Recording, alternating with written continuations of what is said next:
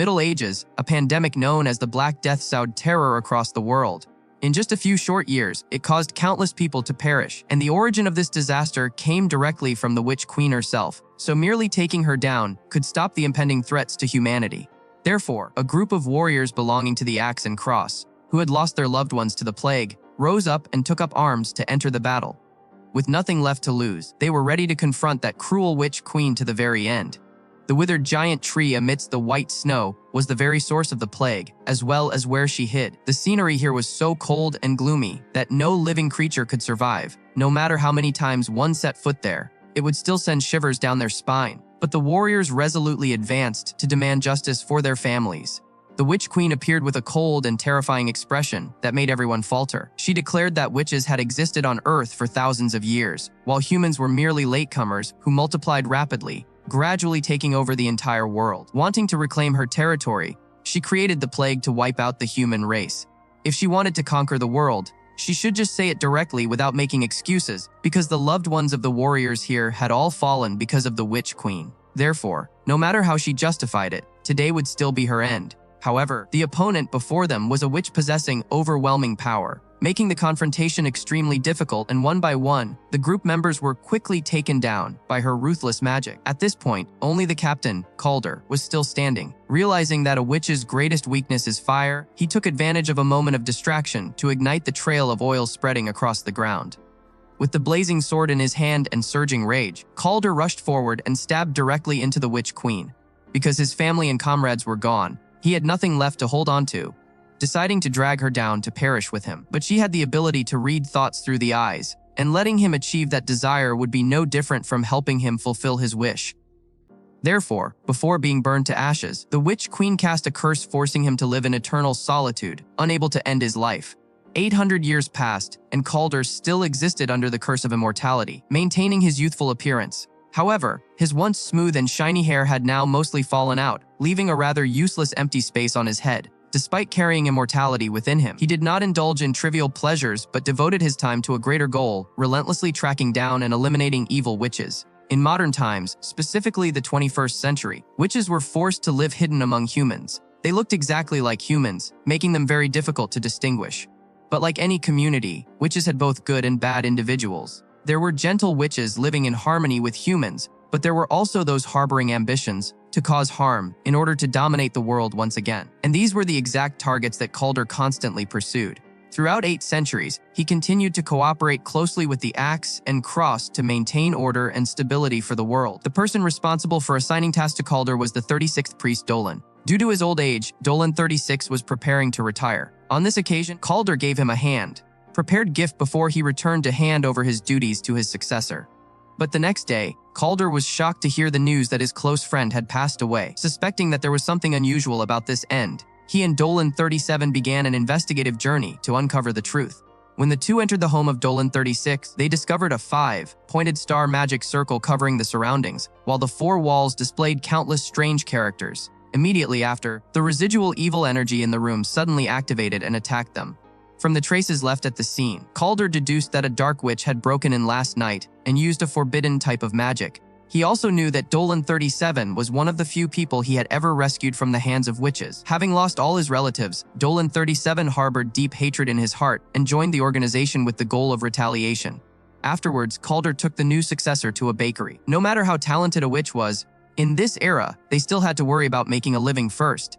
Max both sold pastries containing addictive ingredients to make money from humans and secretly smuggled illegal magical props for the witch community. With this method, becoming wealthy was only a matter of time. Kaulder took out a sprig of henbane collected from the scene and showed it to the shop owner. Max pretended to say he didn't see it, but Kaulder immediately exposed him because even if he didn't see it clearly, he must remember the person who bought it. Max recounted that a few days ago, a man came to buy henbane, carrying the scent of arsenic along with the smell of rotten red apples. With such strange details, an ordinary person might have given up, but Kaulder, with 800 years of experience, quickly determined the direction of the investigation. During wartime, arsenic was often used to preserve corpses, so this smell would only appear in funeral homes. That meant simply by finding a place with a funeral home accompanied by a red apple tree, he could track down the one who had attacked Dolan 36. At that location, Kaulder quickly subdued an aggressive thug and then brought him back to the Axe and Cross for trial. he was taken down to the church's underground area, where the witch council was located with prestigious witches acting as judges. However, this guy adamantly refused to confess, so he was permanently imprisoned in a special dungeon, with no chance of ever seeing the outside light again. This caused Kaulder's investigation process to hit a dead end. Nevertheless, earlier Kaulder had discovered a fly-carrying plague energy clinging to the thug, which was a sign of dark magic originating from the plague tree. When examining the body of Dolan 36, he also found a similar one parasitizing in his neck. Right after that, Kaulder performed a ritual to temporarily preserve his friend's life. Meanwhile, Dolan 37 appeared frustrated because the case had yet to make any progress. But in order to save Dolan 36 completely, Kaulder was forced to find the witch who released this fly and eliminate him. However, Dolan 36 was a man of extensive experience. Before the night of the attack, he had cut his own hand and then smeared the blood on a Bible. From these traces, Kaulder pieced the symbols together into a complete, but rather confusing message: remember your death. This left him bewildered, because he had never experienced death himself, leading him to suspect that a part of his past had been concealed at some point. With the mindset that anything could be solved as long as the conditions were met, he went to a bar and offered an attractive fee to ask Chloe, the manager there, to help him restore his memories. Out of the need to make a living, she quickly agreed. Once the preparations were done, she injected a solution into a cherry. As soon as he ate it, Kaulder felt as if he were lifted into mid-air, and memories immediately flooded back with the image of the Witch Queen, being burned to ashes 800 years ago. While he was trying to observe more closely to find clues, a massive surge of power suddenly pulled him back to reality. Belial, the mastermind behind the entire incident and also a loyal follower of the Witch Queen, had appeared. Still affected by the memory potion, Kaulder fell into a disadvantageous position and was continuously overpowered by the opponent.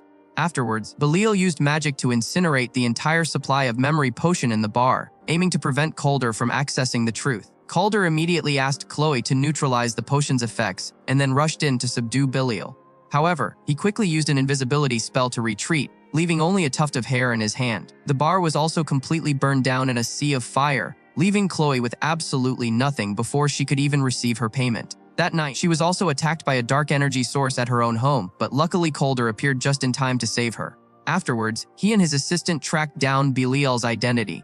Even so, Kaulder still needed Chloe to brew the memory potion again. When the two arrived at her best friend's house to find ingredients, they discovered they were one step too late.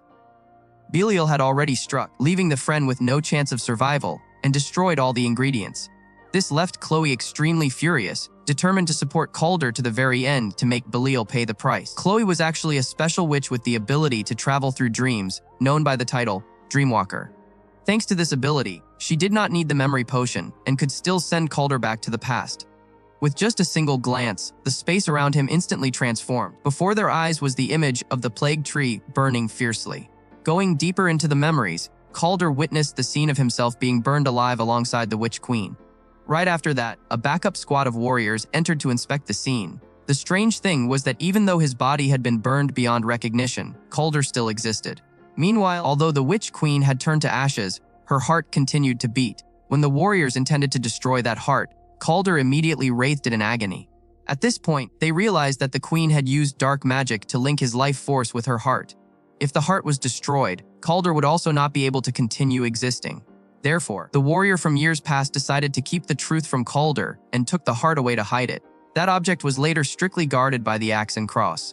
However, when Belial attacked Dolan 36, he also managed to take the heart with the goal of resurrecting the Witch Queen. But to perform this ritual, a sacrifice was required. Because the bakery owner, Max, had accidentally leaked information, the cult viewed him as a traitor and struck him down, leaving him with no chance of survival in order to complete the resurrection ritual.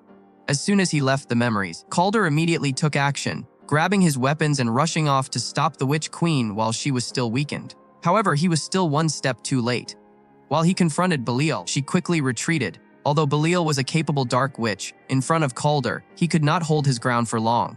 In just a short time, he was defeated and suffered an irreversible end. At the same time, Dolan 36 also woke up from his coma. But Kaulder could not rejoice, because the Witch Queen had attacked the Witch Council. She used dark magic to resurrect the plague tree. When its fruits ripened, countless disease-carrying insects would spread across the world, pushing humanity to the brink of collapse once again.